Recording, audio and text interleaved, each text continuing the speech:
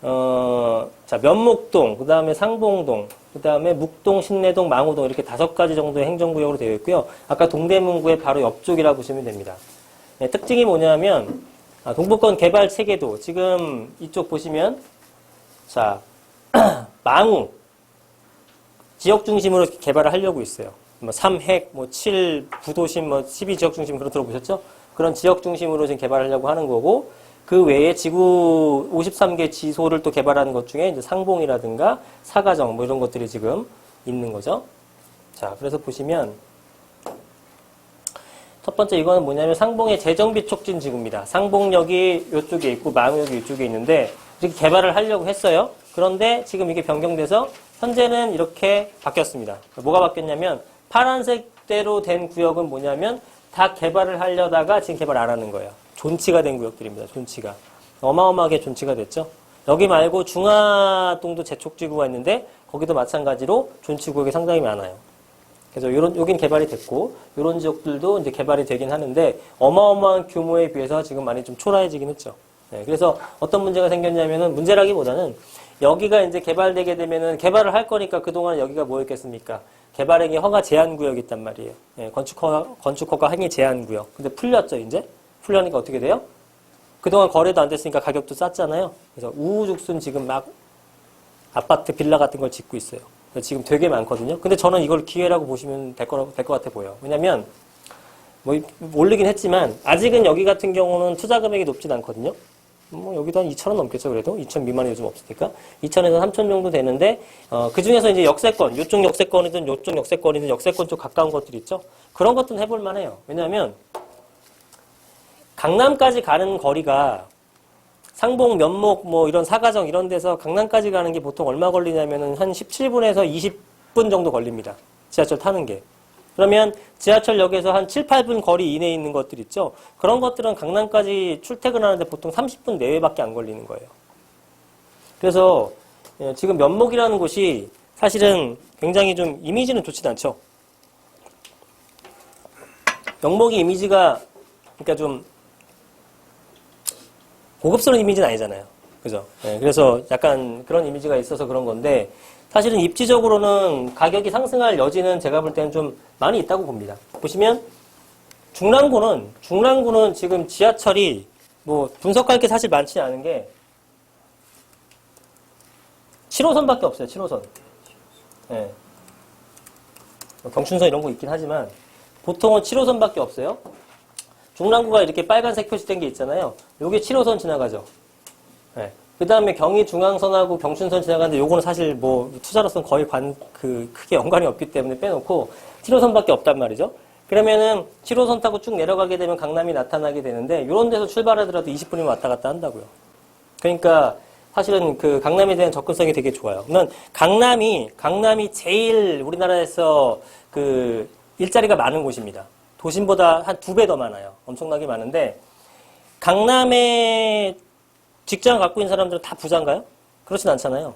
그래서 그 사람들은 비싸지 않은 곳으로 강남하고 가까운 곳을 찾아야 되는데 주변이 다 비싸. 서초구도 비싸고 송파구도 비싸고 강동구도 비싸고 동작구도 비싸고 위로 올라서 성동구도 비싸고 다 비싸잖아요. 용산도 비싸고 더 내려가더니 판교도 비싸고 성남도 다 비싸잖아요.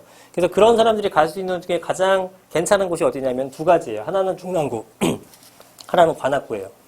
저는 중랑구랑 관악구가 가격이 올라갈 시기가 됐다고 봅니다. 올라갈 수 있다고 보여져요. 그래서 이런 쪽은 투자를 어떻게 하는 거냐면 대규모의 아까처럼 동대문처럼 대규모의 개발로 폭발적인 성장을 하는 게 아니라 여기는 어차피 개발이 잘 안 돼요. 이렇게 지정을 해줘도 거의 다 망가지잖아. 중앙 뉴타운도 엄청 큰데 조금만 개발되고 다 해지됐거든요. 그러니까 잘 안 돼. 그래서 여기 사시는 분들은 30년, 40년 사신 분도 되게 많습니다. 근데 그런 그 어르신들께서 하시는 말씀이 뭐냐면 여기는 30년 동안 하나도 안 변했대요. 좋은 게 아니거든. 30년 동안 하나도 안 변했대. 그래서 좀 개발이 쉽지 않겠다, 동네 자체가. 그냥 사는 거야. 예. 그러다 보니, 그 막 또 활성화되어 있지 않은 동네는 아니에요. 나름대로 뭐 상권이 잘 돌아가요. 근데 소득은 솔직히 높지가 않아. 그냥 사는 거야. 개발에 대한 변화의 그런 걸 잘 안 되더라고요. 여기도 재개발 재건축이 없었진 않았는데 다 소규모입니다. 뭐 100세대, 300세대. 이번에 많은 게 그나마 이번에 실스테이트인가요? 1000 몇 세대짜리가 있었고, 나머지 것들은 지금 다 없었죠. 아니, 분양가 33평 아파트를 6억 하는데 비싸다 그런, 지금 서울의 아파트 값이 얼만데. 그런 동네라고요. 그래서, 지금 여기는 이제 다른 지역이 이제 올라주면 따라가는 형태의 지역이라 보시면 되고, 그러다 보니 많이 올라가지 못하다 보니까 투자는 주로 어떤 거 위주로 해야 되냐면은 작은 소액 위주로 해야 돼요. 근데 이게 1년 반 전, 요 정도만 됐어도 이런 아파트들이요, 한 5천에서 심지어 3천, 이렇게 투자 가능했어요. 2천만 원, 3천만 원으로 갭 투자가 가능했다니까? 면목이란 동네가, 상봉이란 동네가. 굉장히 전세가가 올라주면서 매매가를 밀어줄 수 있는 되게 좋은 형태였죠. 그러니까 봐보세요. 작년에 지금 아파트 같은 거 예를 들면 한 5천만 원, 6천만 원 정도에 투자할 수 있었는데 이걸 투자해서 1년 만에 지금 올라간 게 7천만 원, 8천만 원 올라갔어요. 매매가가. 그러니까 매매가 자체는 뭐 4억 5천에서 한 5억 2천 됐다. 그러면 올라가는 거는 뭐 15%밖에 안 올라간 거지만 내가 투자금 대비해서는 100%가 넘게 오른 거잖아요. 그죠? 이런 레버리지를 잘 이용할 수 있는 동네라는 거지. 근데 아파트도 지금은 이제는 뭐 1억 5천 정도 갭이 벌어졌어요. 근데 만약에 내가 돈이 그거밖에 없고 그 다음에 아파트를 꼭 사고 싶다. 그럼 하셔도 됩니다. 예. 왜냐면 지금 1억 5천 갖고 아파트 지금 살 데가 여기밖에 더 있어? 없죠. 아무 데도 없어요. 서울에서. 아무 데도 없다고. 예. 이런 걸 사두시면 되고 아니면은 지금 아직까지는 이 7호선이 여기는 기준이에요. 그래서 7호선 있는 쪽 주변에 이런 쪽 주변에 빌라 같은 것들은 한 2천에서 3천만 원 정도 투자. 이렇게가 가능한 것들이고 그리고 나중에 여기 이제 아까 어디입니까? 또 확대해서 보면 나중에 이제 면목선 지나가게 되잖아요. 면목선 지나가는 라인은 이렇게 와갖고 아까 저쪽에서 와서 여기 한번 쓴다 그랬죠? 여기 한번 쓴다 그랬지? 이렇게 와서 여기쯤 한번 쓰고요. 그 다음에 여기 면목역 와서 이렇게 한번 서요. 그 다음에 이쪽으로 오든가? 이쪽으로 한번 와서 한번 쓰고 그 다음에 올라가서 우림시장 이런 쪽에서 한번 쓰고 이렇게 올라가서 신내 쪽으로 갈 거예요. 그러면은 요 라인들이죠. 요 라인들.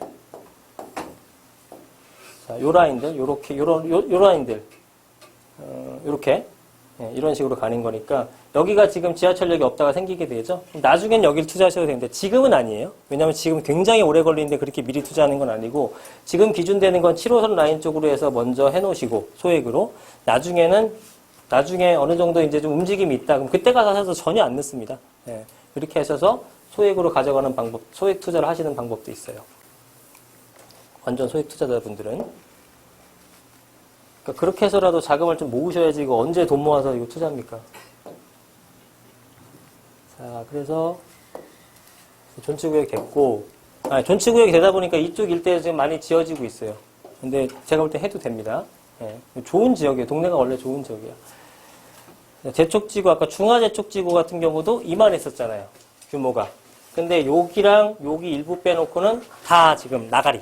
중랑구는 그거에 비해서는 많이 처져 있죠. 서울의 시 경계에 있는 곳이니까. 근데 여긴 더군다나 또 개발도 좀 되게 느린 곳이다. 그래서 여기가 엄청 좋다 이런 개념보다는 작은 소액 투자로 해서 강남을 왔다 갔다 할 수 있는 가까운 곳 중에서 가장 저렴한 곳이잖아요.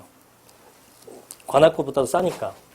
그러면은 얘도 가격이 일정 부분, 한계는 있지만 일정 부분 오를 수 있다. 근데 그 정도면 충분하다. 왜? 다른 데보다 투자 금액이 훨씬 적으니까 요 정도 올라도 만족스러울 만큼 정도의 투자 수익은 되겠다의 관점으로 들어가는 동네입니다. 무슨 얘기인지 아시겠죠? 주변이 올라가게 되면은 얘도 같이 올라가겠죠. 동대문구랑 붙어 있잖아요, 이렇게. 동대문구 좋아질 거라며. 여기랑 돈금 먹는다며. 예, 그럼 얘도 이제 좋아지겠죠. 예. 지금 보시면 이 터미널 개발이고요. 이렇게 개발한대요. 그 다음 하나는 신내 IC 주변에다가 이런 기사가 나왔더라고요. 요 일대에다가 역세권 개발한다고. 아까 봉화산 말씀드렸죠? 봉화산 오른쪽 지역이에요. 어딘지 아시나요? 육사 있고.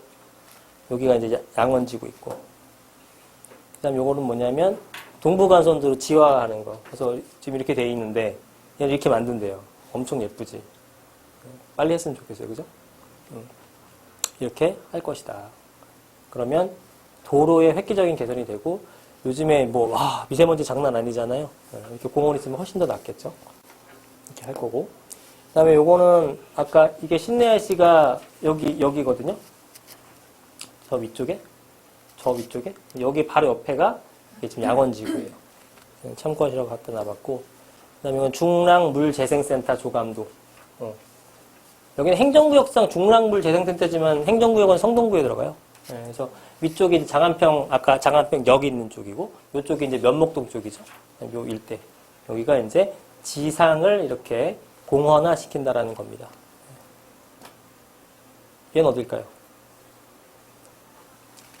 이 사진은 별로 보신 분이 없겠죠? 이 천이 어딜까요? 한강일까? 아니면 인천 쪽일까? 어딜까? 어딜 것 같아요? 중랑구 하니까 뭐 중랑천이겠죠, 그죠? 중랑천이에요. 네, 중랑천 주변 이렇게 개발할 계획을 갖고 있었어요. 이게 한참 된 얘기입니다. 10년 전 얘기예요. 오세훈이 동북권 르네상스라고 해갖고 18조를 투자한다나 못나 해서 그때 사람들 중랑구 엄청 샀어요. 네, 하나도 안 되죠. 그러니까 예산이 많이 집행되는 것들은 거의 다 안 된다고 보시면 돼요. 18조를 어디서 구합니까? 18조를. 지금 4대강 사업해서 전국에 쏟아부는 것도 그 정도 쓴다고 난리치는데 중랑구 하나 개발한다고 18조를 누가 써요? 그죠? 근데 인천 같은 데다가 보면은 무슨 ACT서부터 뭐 엄청 개발 많았잖아요. 그때 걔네는 이런 귀여운 수준이고 예산이 막 300조씩 잡고 그랬어요. 300조. 300조면은 여러분들 어느 정도 수준인지 아시겠습니까? 근데 그게 된다고 막 또 사람들이 가서 땅 사고 했단 말이에요. 100% 안 되지 그런 것들은. 돈 많이 들어간 사업은 안 되는 거예요. 자, 그래서 이제 중랑구 쪽은 자, 여기 보시면 이렇게 생겼는데 강남하고 가깝잖아요. 그런 거에 대한 혜택을 좀 볼 수 있을 거고 동대문구가 많이 개발하게 되면은 이쪽에서 넘어오는 수요도 좀 있을 것이다 라고 보는 거죠.